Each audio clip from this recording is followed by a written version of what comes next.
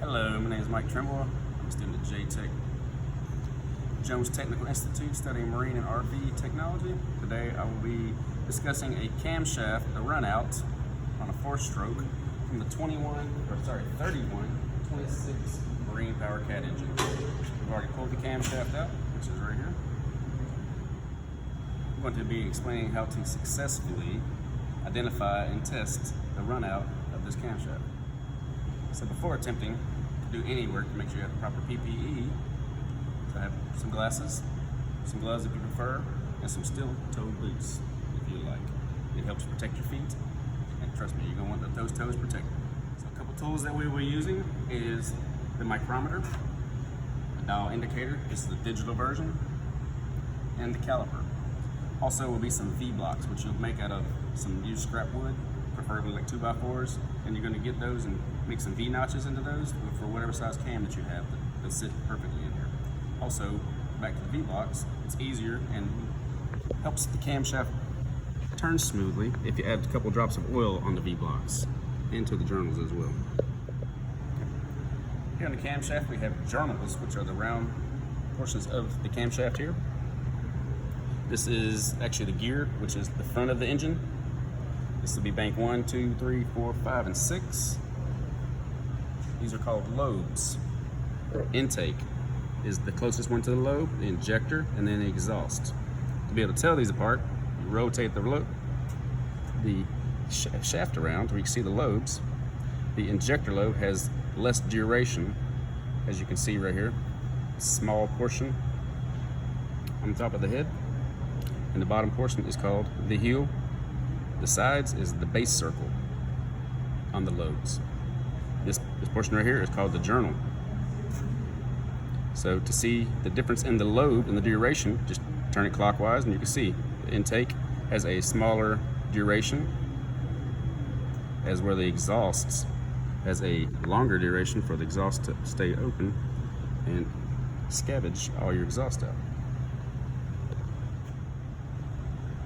So on the journals, to be able to start the camshaft runout, you want to start with the journals, preferably the one in the middle of the camshaft, and work your way out. So at this, we'll start in the middle journal and work our way out, okay? Okay, so set up the dial indicator. Now we need to turn it on. And we'll zero it out. Just check and make sure it's zero. And now that we're zero, we're going to turn clockwise and see what the runout is.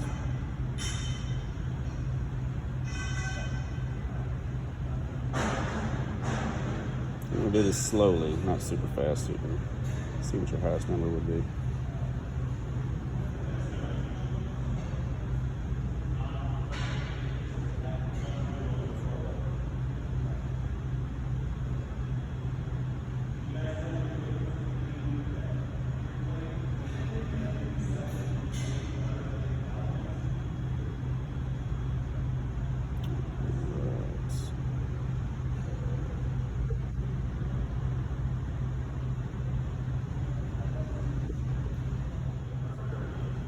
Okay, so I got my dial indicator set up on the journal, in the middle one. We're gonna turn it clockwise slowly so that you can see what your runout is, see if we have any warpage.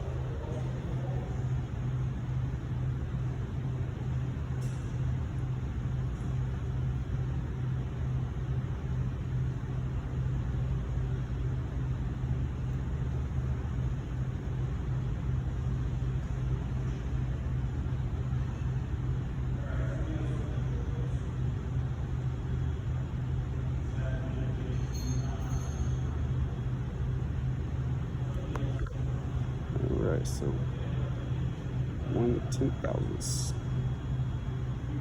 So we'll be using the dial indicator as well to check all 3 lobes, the intake, injector, and the exhaust lobe.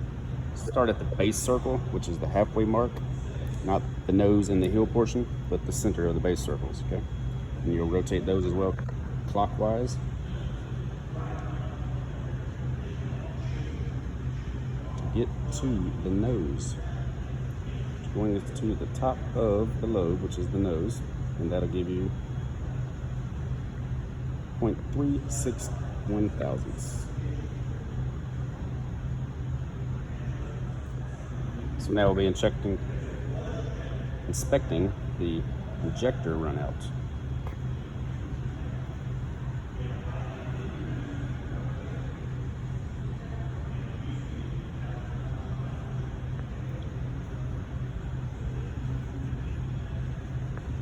So at 404.5 thousandths. Now we'll be taking the caliper and measuring the lobes, the cam lobes. So we start from the nose to heel.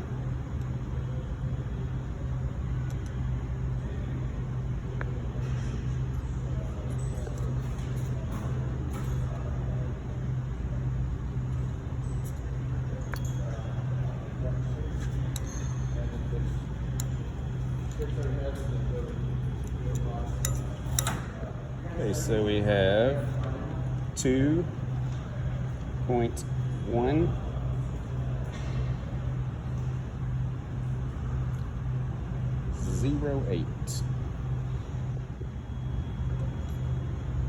So you do the same with the other two lobes as well, the injector and the exhaust, and write the measurements down as well.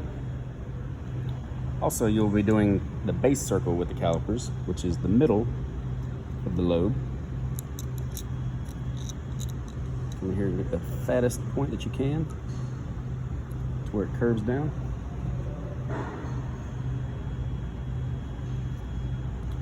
Right, so we're seeing there's 1.738.